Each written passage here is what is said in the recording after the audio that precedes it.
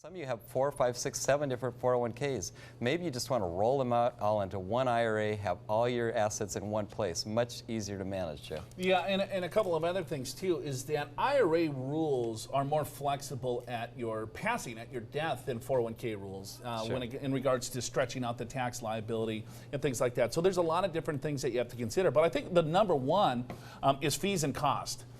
Because if you have a smaller plan or a larger plan, you have to take a look at the fees, because larger corporations, let's say 2,000, 3,000 employees, it's the law of large numbers. They have institutional type pricing in those overall funds. So you want to make sure that you look at the cost, because you could potentially get into that same fund on the retail channel and pay a lot more money for the exact same fund. And then that would be a drag on your overall return. So fees are a big consideration when you're looking at keeping it in the plan or moving it out, Al. Yeah, no question. And certain kinds of plans, like TSPs, for example, tend to be really inexpensive.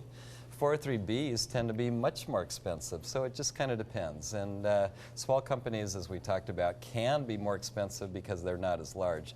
You know, Joe, another thing really has to do with the actual investments inside the plans, because not all investments have the same fees. Some investments are pretty expensive, and some are a lot cheaper. Right, but then you also have to take a look, do you have enough access, right, to create the diversified portfolio that you want? So on your screen here, it looks like what an average mutual fund is going to cost you 1.5%, maybe 1.3%. That's according to Morningstar. But if you want to go into an index fund or maybe an ETF, those fees are considerably lower.